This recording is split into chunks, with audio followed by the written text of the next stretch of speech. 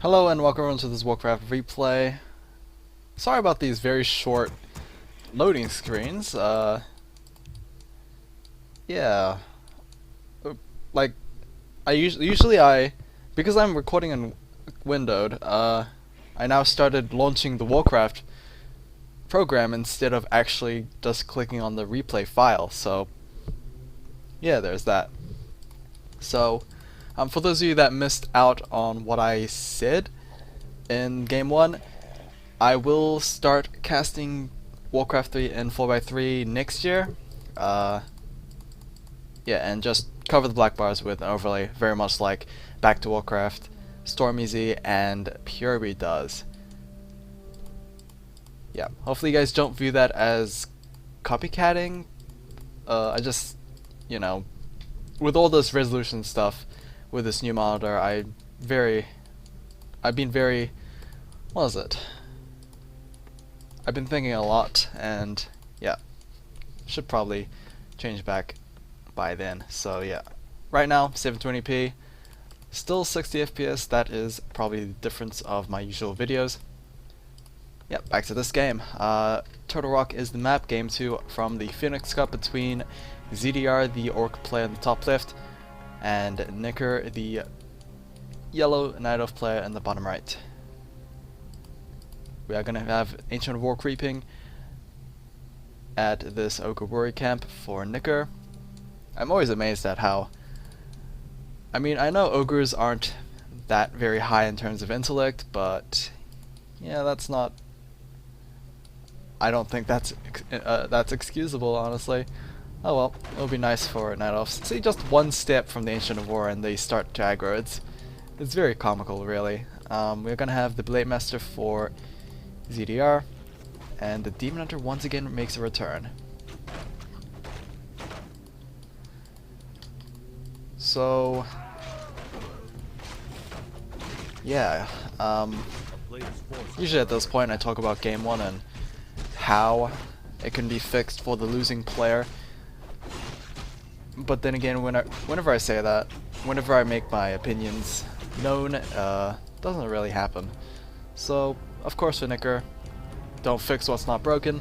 ZDR, I mean, it's probably just that one decision, choosing to fight with the Tauren Chieftain at half health and cornering himself was probably not the best of ideas. Also, maybe try and finish the game earlier, because orcs being outlasted is a pretty common way to win against an orc matchup, so maybe there's that. Maybe he should go for an expand earlier. I mean, I wasn't anticipating expand because it was a rather, I would say a rather weak move, because I don't think he can actually defend it very well. But that's just my opinion. Demon Hunter gets himself the Gloves of Haste and +2 ring protection. Meanwhile, the Blade Master is taking out the Watcher Magi, at least until the Demon Hunter had something to say about it. Regardless, it doesn't really matter who kills the Magi, it's a matter of who actually claims the Watch Award, and it seems like the Watch Award, oh dear, that's not the best of things to happen when both players have no names. So that is actually Nicker's award. So yeah, despite the Blade Master picking up the kill, Nicker was quicker on the right clicks, so yeah, pretty nice for him. He did burn a TP scroll, however. Meanwhile, Nicker burnt, or at least used, the TP staff, so a very uncommon item on the Blade Master, but since he had no way of actually getting out, it is understandable. And it seems like Nicker wants this one as well. Very greedy for our Demon Hunter, but there shouldn't be a way for the team to actually solo the Ogre Magi. And we're having the Archer trick here from Nicker, so yeah, pretty good way to get free stuff. It is very lengthy process, but as long as it doesn't get spotted out, it will, you know, it will pay dividends. Another Circle of Nobility gets picked up by the Blade Master, and the Grunts will clear out the remaining camps to get to that level 2 for the Blade Master. Ancient War creeping over here at this merchant, and with the Watcher Ward it should be fairly safe for Nicker to actually clear this one out. Tier 3 started for Nicker, and he will be going for the double Ancient of Winds once again. ZDR, on the other hand, is completed with Stronghold and is building the Bestiary Spirit Lodge. The difference here from game 1 is at this point the Beastmaster would have come down and started harassing, maybe forcing a cancel on the Bestiary, but this game it doesn't seem like that is going to happen, and that might actually be you know, a tipping factor in this game. Like, ZDR had a higher end score compared to Nicker despite losing, so without that like early harassment, that might actually, you know, be a good thing for him. +4, +3 ring of protection, so the only good thing was the experience. The ring is definitely not a useful item. Second Ancient of Wind did take quite a bit of harassment by the Blade Master, but with the Demon Hunter around, he shouldn't pose any problems. And oh no, that's not a good way to do things, as ZDR sneakily uses Dust Appearance to wow, that was really funny. And Demon Hunter is gonna try and fix that little bit of a loophole that Nicker got himself in. Wow, that was pretty funny. Normally, I don't think players would have normally burnt a Dust Appearance just to check, but yeah, that wow. Sadly, he only got one archer and a Nightcrawler out of that. It would have been very, very good if he got every single archer, but then again, that didn't seem really realistic. Ogre Magi is going to get taken out, and the Watcher Ward will be activated in a pretty good location as well, outside of this tree concave here. Unlike this Watcher Ward over here, it's actually pretty isolated and just blocked by those surrounding trees, and not a very efficient ward for Nicker. But then again, that was a heat of a moment ward that he needed to get quicker than ZDR, so you can't really blame him on that one. Level 3 on the Blade Master, able to get a lot out of this actually. Ring of Regeneration as well, being picked up by the Blade Master, so that is not a good turn of events. I think the Warlord still dropped the Runic Bracer instead of the Ring of Regeneration. I think the ring was picked up elsewhere. Maybe.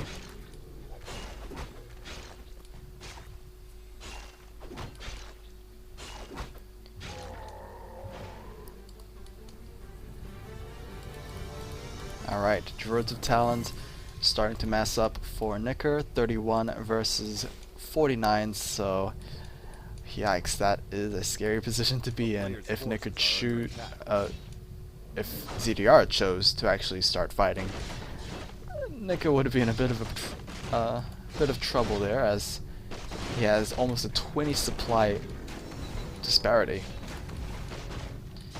Wand of Mana Stealing for the Terran Chieftain. Very nice item to deal with the mana burning of that Demon Hunter. Cloak of Flames gets picked up by the Beastmaster as well. Probably an item that will get sold, as I don't know how useful it actually would be. Sure, the Beastmaster gets focused down quite a lot by melee units, so maybe he might make use out of it, but yeah, we shall see. The Cloak of Flames will be kept.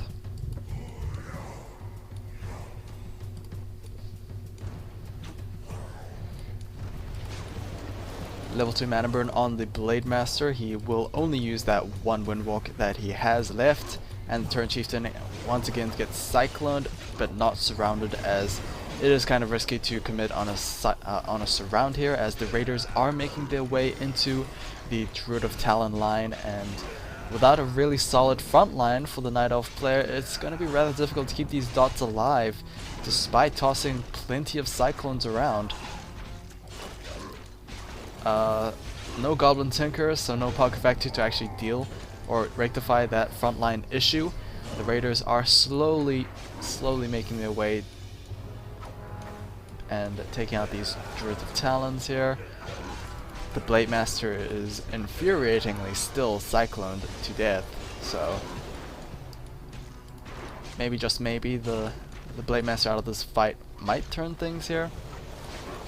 But those dots will eventually run out of mana. Cyclone is a very costly ability, and yeah, I believe that is the last bit of mana those dots have, so maybe Knicker should consider retreating as he is now out of mana. Beastmaster will get taken down, no Preservation Staff used by the Demon Hunter. I'm not sure if that was on cooldown or not, but if it was a very big mistake not using on the Beastmaster. Uses on the dot, so I think it wasn't on cooldown. A big loss there for Knicker, despite having, you know, so many units.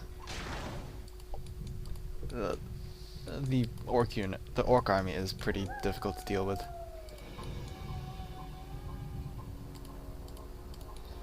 Expand from ZDR. This one's a cheeky one, but it will be spotted by the Wisp.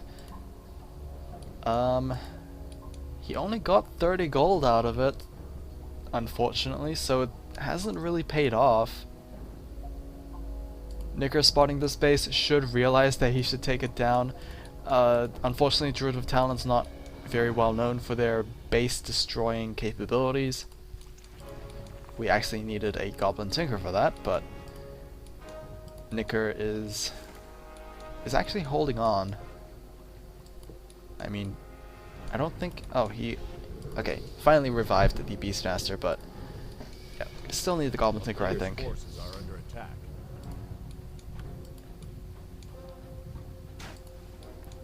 Things are remaining quiet, sadly, increasing those moments of awkward spots there for myself.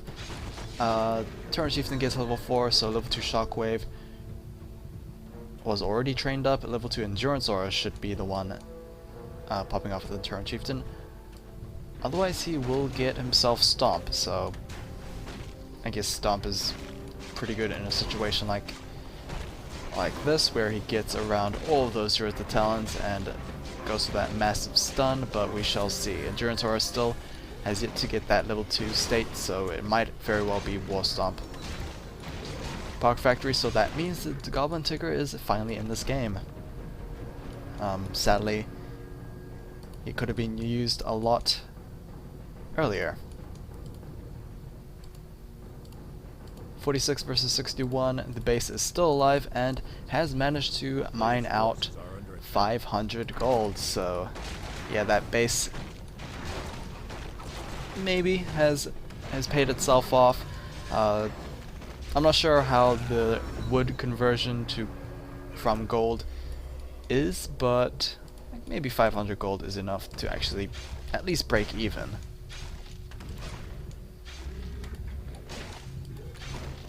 Blade Master is getting surprisingly scary despite only having +7 attack. No claws of attack, unfortunately, but with +7 like agility, that is maybe a good substitute. Okay, Fairy Dragon's in the mix here, but I'm not sure if this is a wise decision from Knicker to actually engage head-on against these Raiders, and we have a very good Shockwave on those Druids of Talons, as well as a decent surround from those Raiders against those dots, ensnaring a good number of them and comboing off with a Shockwave. Despite the mana flares from the Fairy Dragons, mana flare doesn't do like an absolute amount of damage, it's very much accumulative in that sense. The Blade Master is constantly getting cycloned, but yeah, as long as he gets cycloned and not many other Raiders do, Knicker seems like he will be losing this fight. Beastmaster is going to use that invulnerability potion. The Demon Hunter should have Berserker Staff ready, and he will use it right there. Pocket Factor gets focused down by the Blade Master, and the Demon Hunter is now in trouble, but the invulnerability potion will prevent him from actually getting taken out. Batrider bombs one of those fairy dragons, but we still have one in the air. Oh, pretty good snipe from the Quill Beast there, but yeah, despite it looking very good for ZDR, it seems like Nicker did kind of turn the tides a little bit, and the Tauren Chieftain gets kind of caught out. Fortunately enough, he isn't going to get surrounded a second time. His TP score will be burned, unfortunately, so that will force the Orc Army to retreat. And yeah, I'm not sure about that fight. I could have sworn ZDR looked pretty good, but yeah, he lost a lot more than Nicker actually did, so I don't know what to think. What I do think is that this gold mine not being actually dealt with might be a bit of a problem for Nicker. He should have spotted it. Oh wow, he actually did not spot it, so our warriors have engaged the enemy. that is a bit of a problem. A big fight over here, a nice shockwave dealing quite a bit of damage. That Scroll of Healing will pretty much fix what was damaged. Mana Flare forcing a reposition, but the Goblin Tinker is getting ensnared and focused down by the Blade Master. No Preservation Staff is available, and the Tinker gets taken out at level 3. He just leveled up, so that was probably not the best of things to happen, as it just increases the cost and time it takes to revive that particular hero. And it seems like Nicker is going to be the one being on the offensive here. Pretty bold move, despite losing himself that Goblin Tinker. Another Shockwave will hit a couple of those Druids of Talons there, and it will force the Night Elf army to retreat for now. A player's forces are under attack. Goblin Tinker is being revived through the altar, and maybe another Scroll of Healing and Vulnerability potion will be picked up. Just going to be a Scroll of Healing for now, to just, you know, fix whatever that Shockwave does. Probably not a... I don't know. This expand is still mining off gold, and Nicker not like properly scouting this base might actually be his undoing here. I'm not sure how much value this Beastmaster's gotten out of his Cloak of Flames just yet, but him keeping it obviously shows that it's worth something at least. Ogre Lord is getting pulled by ZDR. Blade Master would definitely love Claws of Attack plus 12, if not maybe Warsong Bell Drum, something like that. Just some form of damage. He will get level 5, but he would really like a good item being dropped here. Tome of Experience and the Legion Doom Horns. So neither of those previously mentioned items were dropped. Scourge Bone Chimes gets picked up by Nicker over here, and another Tome of Experience. Wow. It is going to be left alone. No, it's not. Demon is going to pick it up. Hopefully that does mean Metamorphosis slowly approaches this game, because Metamorphosis is such a cool ultimate ability. Frenzy Beasts are dealing with these Orc Bars, and now we see the value of these Frenzy Beasts here. They do surprisingly a huge amount of damage against those Orc Bars, despite being heavily armored.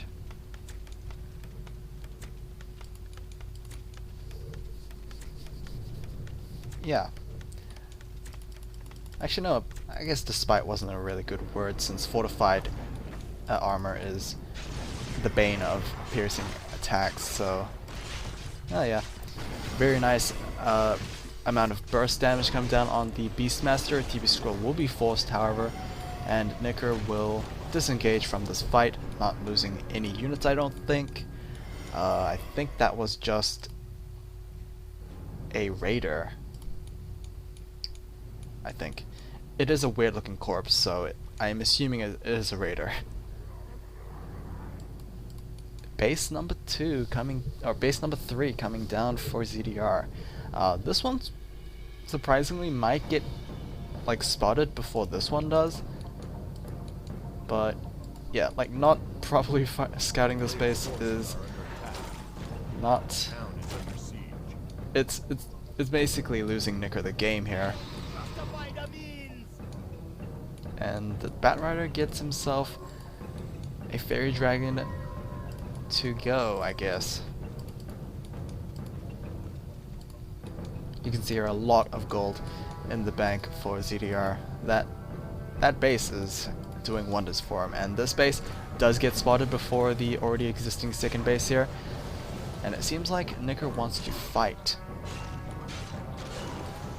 Tauren Chieftain is level 5, so level 3 Shockwave should do an absolutely disgusting amount of damage against those Druids of Talons, and it does indeed. He didn't get the perfect amount of Druids, unfortunately, but he can continuously toss them out as he has 2 mana potions in his inventory. Great Hall did get a huge amount of damage dealt by a Frenzy Quillbeast, but yeah, might be able to finish unless Knicker actually remembers that there is a base on the top right, which he does, but the Quillbeast is gonna die. Oh, Quillbeast number 2 comes out. Okay, so there's that, I guess. Beastmaster is still level 3. If he does get level 4, then the Thunderhawk should be in play. A player's forces are under attack. Yeah, 62 versus 50 here. The Great Hole does get cancelled, Town is under siege. and Knicker is going to once again go for an aggressive play against the base. The Beastmaster gets ensnared. A bit of a meh kind of Shockwave from the Tauren Chieftain. Only got like a couple of those Druids, but yeah, we should have, oh, very nice Shockwave against half of those Druids of Talons there. Scroll of Feeling will try and heal up the damage, but we will have another Shockwave and killing a couple more Druids of Talons there. He does have another mana potion available if he wants to use it. It might still be in cooldown, however, so we will have to wait and see. Another Dire Quillbeast gets tossed down. That will be the last mana for the Beastmaster, so no Thunderhawk will be available. Maybe ZDR...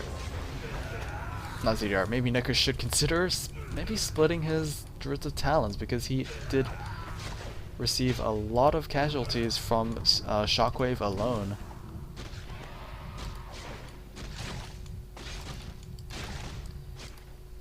Blade Master is nearing level 6 as well, but Demon Hunter's very, very close.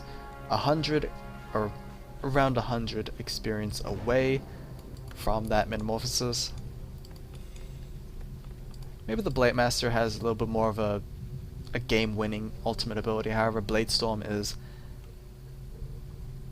does deal a lot more damage quicker, but then again, it is a, I think it's like 200 mana ability, so there's the trade-off there. Ancient of Winds are going to be pulled off from Knicker as he is struggling to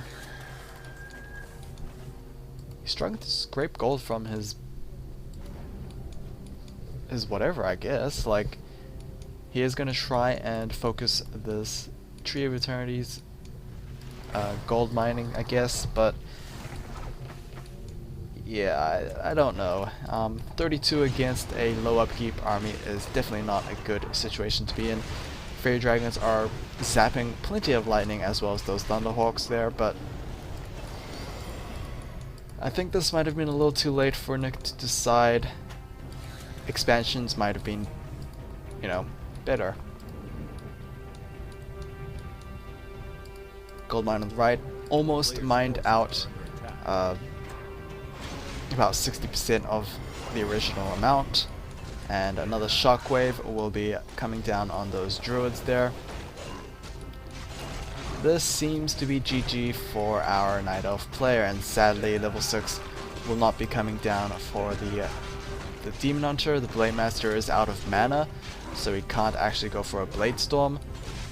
Tinker gets taken out at level 3, and the Beastmaster will get taken out at level 4. Level 6 Turn Chieftain as well. Sadly, he has not an exciting ultimate ability. Reincarnation is actually a passive ability, so we probably won't be seeing that coming down at all. A player's forces are under attack. And Nicker should give the GG soon. His Demon Hunter cannot like 1v the world, so should go for a GG there, and we will be going to a game 3. Fairly lengthy game. Hopefully I wasn't too awkward as usual, but yeah. ZDR, second base, won the game. I was so surprised Nicker didn't like continue scouting around, but that did lose him the game. Hopefully you guys enjoyed this one. I will see you guys in the final game of this best of 3.